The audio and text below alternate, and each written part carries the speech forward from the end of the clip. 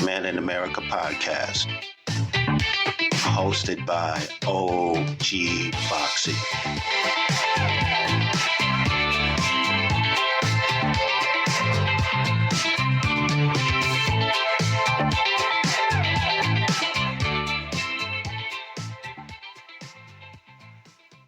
Welcome back to Black Men in America podcast. I'm your host, O.G. Foxy. In today's episode, we dive into the contrasting leadership styles of Vice President Kamala Harris and Donald Trump. So let's get busy. Vice President Harris said, "I want to say a few words about the hurricane." Before I begin, I do want to say a few words about Hurricane Helene. I spoke this morning with our FEMA administrator, Chris Well, and President Biden and I, of course, will continue to monitor the situation closely. We have mobilized more than 1,500 federal personnel to support those communities that have been impacted. We have food, water, and generators that are ready for deployment. And we are working to restore power for millions of people who currently are experiencing outages. And I just want to stress, and for the press that is here, to those who are watching, the storm continues to be dangerous and deadly, and lives have been lost, and the risk of flooding still remains high. So I continue to urge everyone to please continue to follow guidance from your local officials until we get past this moment. So thank you all. And Harris is presidential while Trump handed out paper towels. Harris says, "I plan to be on the ground as soon as possible." over the past 24 hours, I have spoken with Governor Kemp of Georgia, Governor Cooper of North Carolina, and many local officials. I have shared with them that we will do everything in our power to help communities respond and recover. And I've shared with them that I plan to be on the ground as soon as possible, but as soon as possible without disrupting any emergency response operations, because that must be the highest priority in the first order of business. Trump went there interfering with recovery efforts. Vice President Harris told to Zelensky that the United States shares your vision for the end of this war.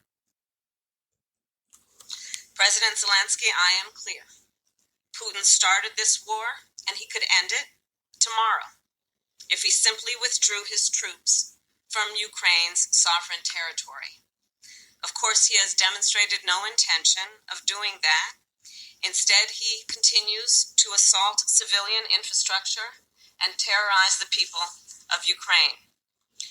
In Switzerland in June, along with 90 other nations at the Ukraine Peace Conference, I told you that the United States shares your vision for the end of this war, an end based on the will of the people of Ukraine and the UN Charter, and that we must work with the international community to secure a just and lasting peace.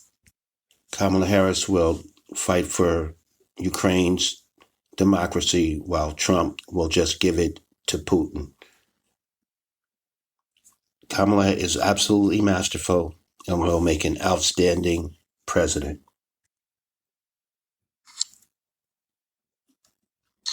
However, in candor, I share with you, Mr. President, there are some in my country who would instead force Ukraine to give up large parts of its sovereign territory, who would demand that Ukraine accept neutrality and would require Ukraine to forego security relationships with other nations. These proposals are the same of those of Putin.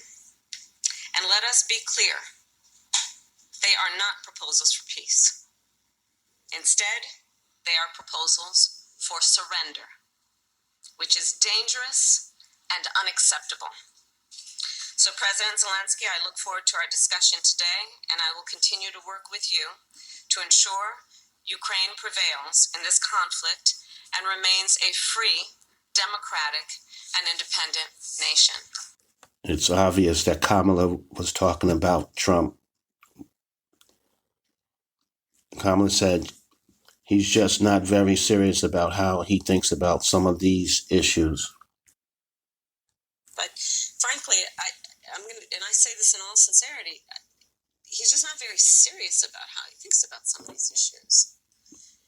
And one must be serious and have a plan, and a real plan that's not just about some talking point ending in an exclamation at a political rally, but actually putting the thought into what will be the return on the investment, what will be the economic impact on everyday people.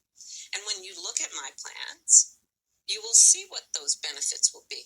$25,000 down payment assistance for first-time home buyers. You know what that means? Then you're creating the ability of that working person to build intergenerational wealth.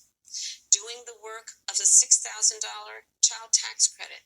Doing the work of a $50,000 tax deduction for first-time small businesses, startups, because right now... That's a real plan. It's a real plan, because right now, and again, it's about paying attention to the detail and being serious about it.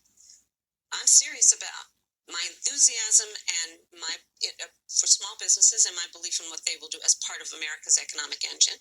On Friday, so looking at the fact that right now the tax deduction is $5,000, nobody in this year of our Lord 2024 can start a small business with $5,000. Very few can.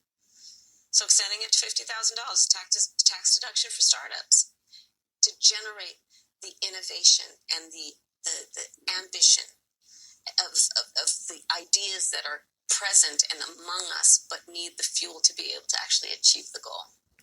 Trump's proposals and plans will only benefit himself and his rich cronies.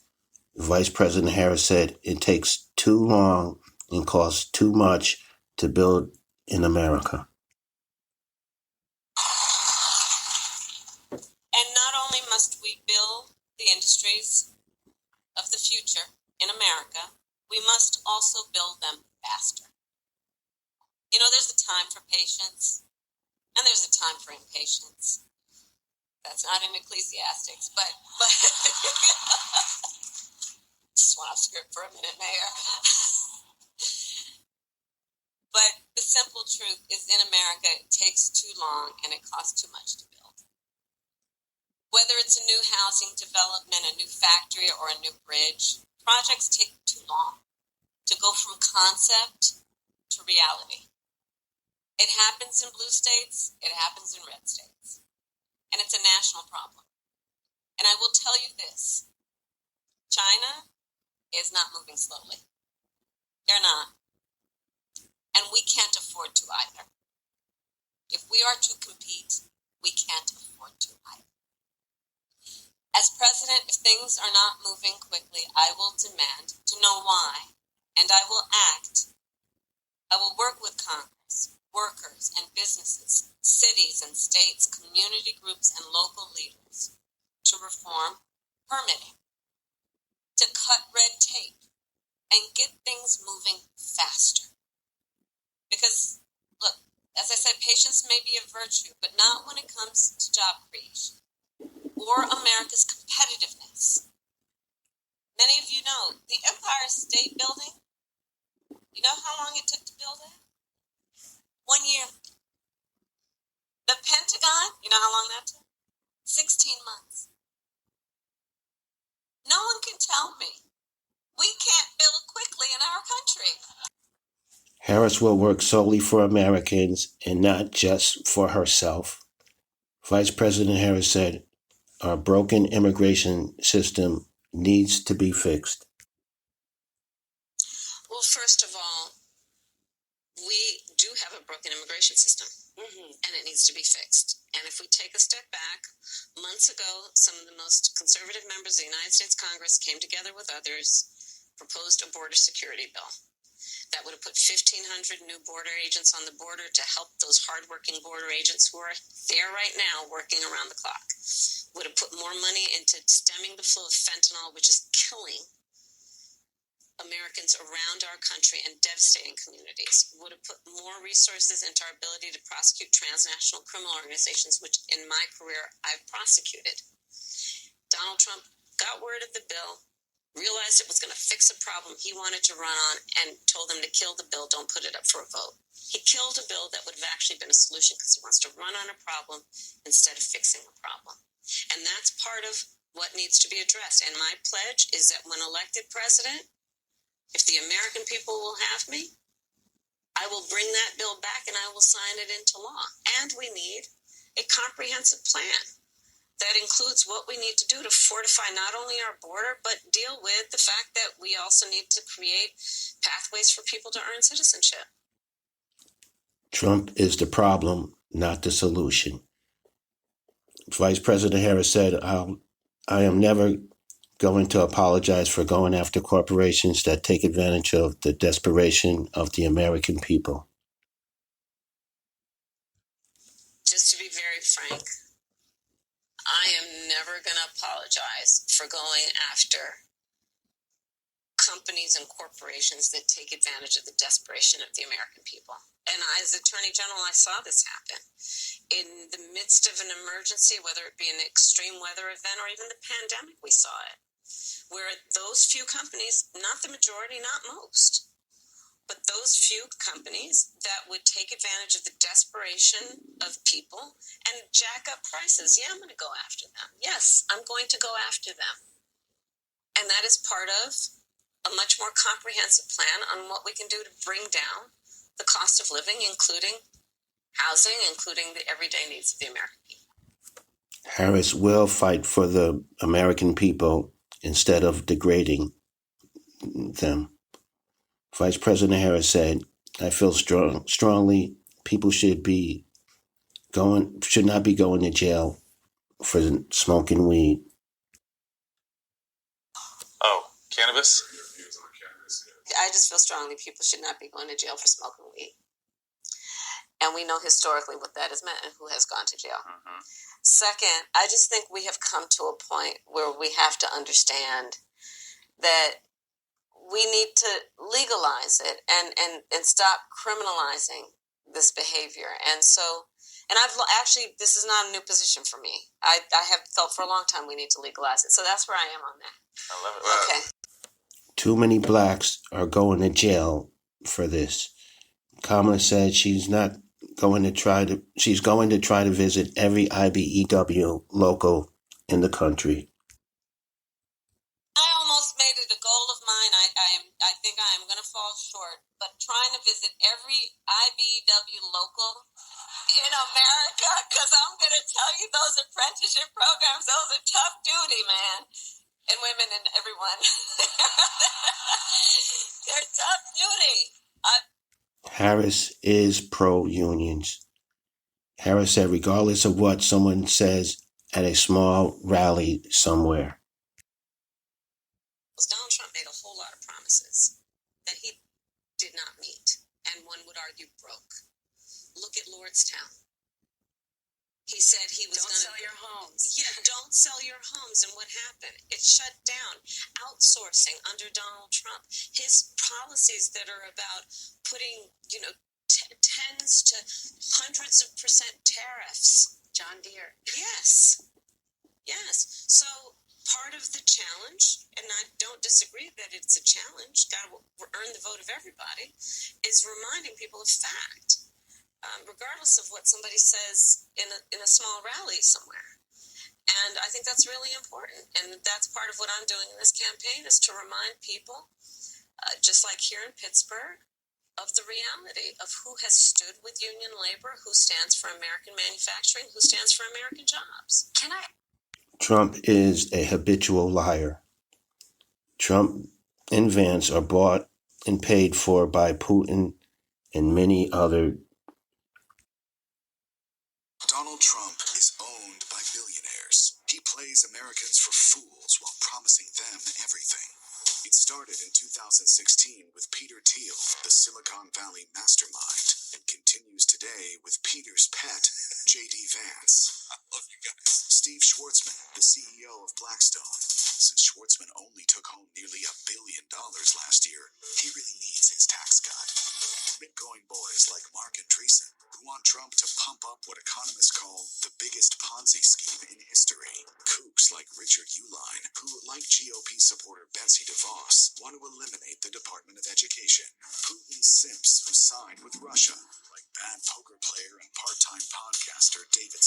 Yes, these billionaires and players think they've bought the presidency. It's up to every American to make sure they don't get what they paid for. The presidency is just a money grab for Trump. Trump said Brian Kemp has been calling the White House, but hasn't been able to get through. We do need some help from the federal government. They have to get together, ideally with the governor. That governor needs to, he's been trying to get them, and I'm sure they're going to come through. But he's been calling the president, hasn't been able to get him. But they'll come through, I'm sure. So I just spoke, the president just called me yesterday afternoon. I missed him and called him right back. And he just said, hey, what do you need? And I told him, you know, we got what we need. We'll work through the federal process. He offered that if there's other things we need, just to call him directly, which I appreciate that. That was Governor Kemp confirming that he spoke to President Biden. Trump, in a secret recording about Ukraine and getting rid of the ambassador to Ukraine.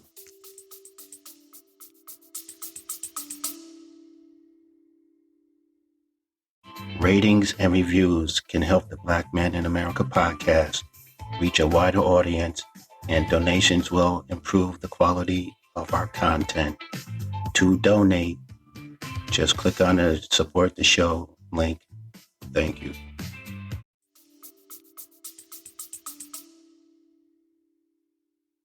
So we were invited to our first intimate dinner with Donald Trump to the America First Super PAC. And it was being held at the Trump International Hotel. I was sitting face to face with Donald Trump.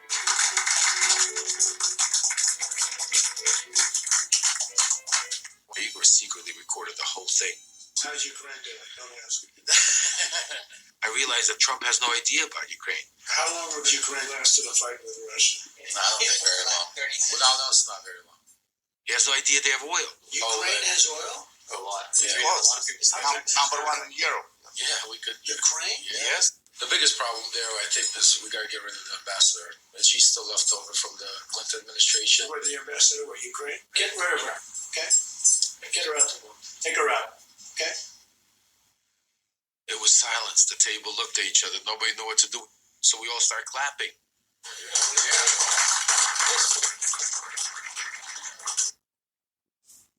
Ukraine is gone. It's not Ukraine anymore. Any deal, even the worst deal, would have been better than what we have right now. If they made a bad deal, it would have been much better. They would have given up a little bit.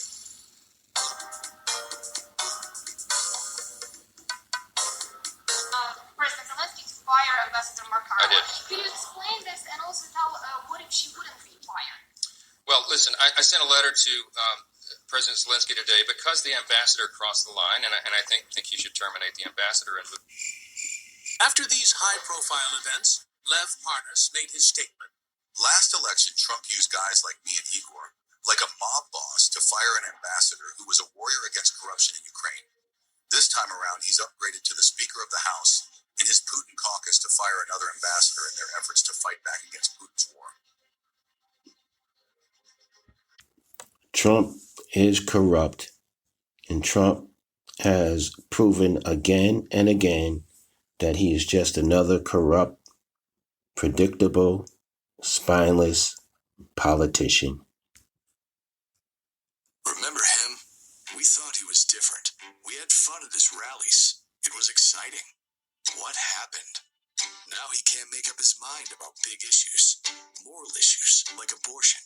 Well, I think the 6 week is too short. I am going to be voting that we need more than 6 weeks. The next day, he flip-flopped. So I'll be voting no? For years, he said he really won the 2020 election. Frankly, we did win this election. Then, he finally admitted he lied. That's my whisker. On Bitcoin. Do you have a dabble in Bitcoin? I don't. I think the others are potentially a disaster waiting to happen. Then Bitcoin tycoons contributed to his campaign. The United States will be the crypto capital of the planet, and we'll get it done. You know what happened to our guy? That guy we liked? After running for office for a decade, he became just another politician. It's sad. Trump was asked a question. Do you support any restrictions on a person's right to contraception? So related to this is the whole issue of contraceptives. Do you support any restrictions on a person's right to contraception? We're looking at that, and I'm going to have a policy on that very shortly. And I think it's something that you'll find interesting. And it's another issue that's very interesting. But you will find it, I think, very smart. I think it's a smart decision. But we'll be releasing it very soon. Trump needs women to have babies to make up for their immigration deportations.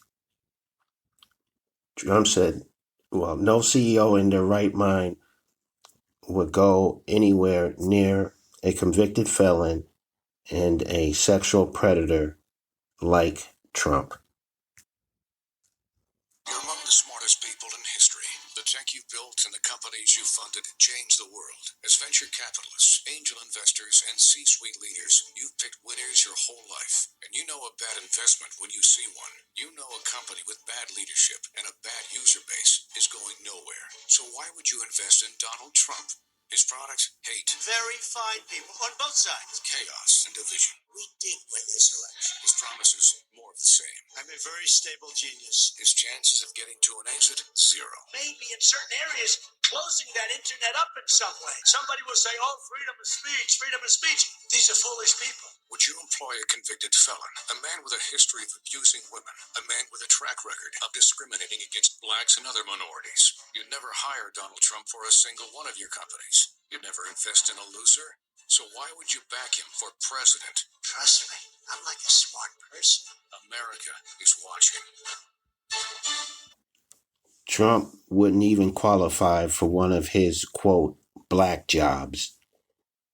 Trump's administration of why he held a shambling, rambling press conference. Trump's admission why he did that. Afghanistan. That was the problem. We walked away from a great military base that we built to the highest specifications that was 1 hour away from where China makes its nuclear weapons. We are being run by Kamala, who is grossly incompetent. All you have to do is look at her interview last night, look at her interview with Oprah, look at her interview with the gentleman from Pennsylvania.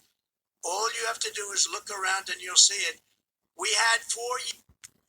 Harris has Trump shook. Trump said, I used to have to pay that damn overtime. And boy, this is good for you because I know exactly where you make your money. I used to have to pay that damn overtime. It would cost a fortune. That's why under Project 2025, Trump would get rid of overtime. Donald Trump is an expert at rambling. You know, I had 3-on-1 the other day, and I had 2-on-1 then. I always have unequal odds, but we handled it very well. We got great marks on that debate. We had a woman debating. She just talked about, like, the birds and the bees. She didn't talk about, when you asked a question, there was never an answer. There was never any knowledge. Trump should be made to take a cognitive test right now. This is typical Trump. Disgusting illegal alien who was led into the United States by Kamala and her lax law. Every one of my killer. We had the great. He would have never been able to get in. She stopped every single one of them. She was the border czar. Now she doesn't admit that. Whether you call her a czar or not, she was no czar because she really wasn't a czar. She didn't give. As you can see, he's slurring his speech and rambling incoherently. Trump said almost instantly, you have 30,000 people in this case from Haiti. Looking for interpreters because Nobody in all of the 32,000 people that took into the town, think of this, you have a town of 50,000 people, and almost instantly you have 32,000 people, in this case from Haiti. Most of them don't speak English, so they're looking for interpreters. You have to get them out. We have to save our country. You have to save these towns. They flooded the job market with low-wage migrants, but many cases migrants that also have horrible criminal records, murder, drug dealing, so many different things, a lot of human traffickers, and it's mostly human traffickers in women.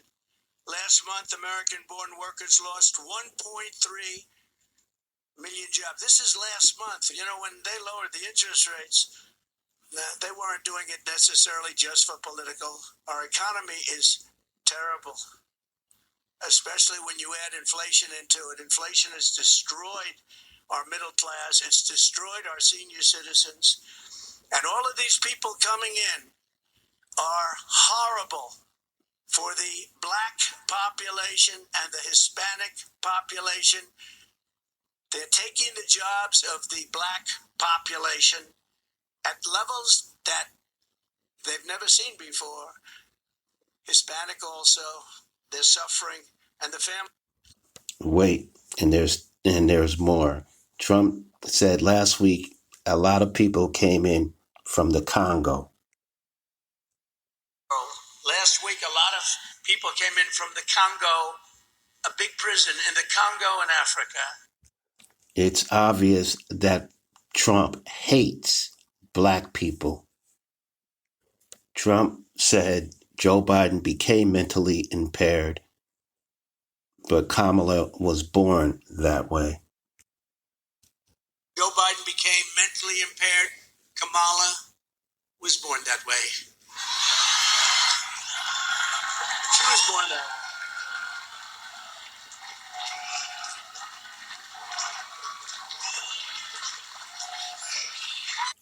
Trump said, "Oh, there's a fly. I wonder where the fly came from." Remember, there's a hat that's made that sells like crazy. Oh, there's a fly. Oh, I wonder where the fly came from. All of this is racist and insulting to black people. The main reason I can't vote for Trump. Trump said all the stupid people said I fell into her trap. And when I mention that, they go, oh, he's fallen into a trap because he's been. You ever see that? Whenever I criticize, they say, well, the stupid people, the anchors back there. No, they say, he fell into a trap, her trap. She can't set a mental trap. There is no. But if she says something wrong, like in the debate, she said something wrong, I question it. She said another thing wrong, I made her look bad. She said another thing. They don't want me to ever question. They said, oh, he fell into a trap. He questioned the fact. All the smart people called them breadcrumbs.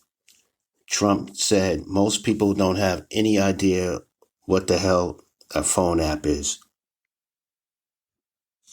They have a phone app so that people can come into our country. These are smart immigrants, I guess, because most people don't have any idea what the hell a phone app is.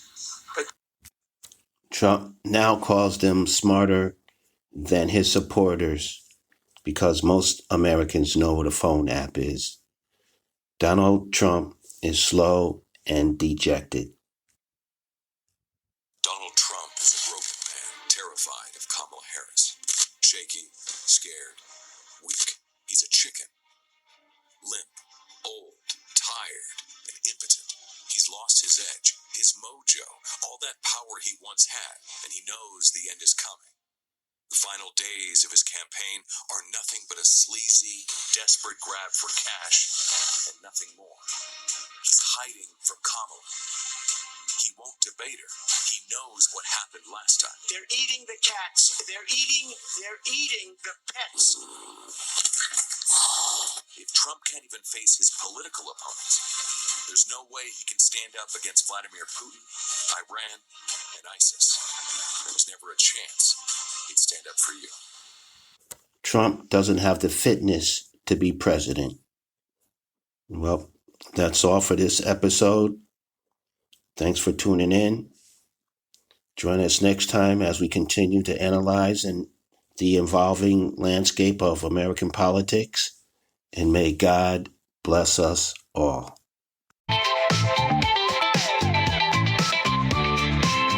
Black Man in America podcast at OG Foxy Production.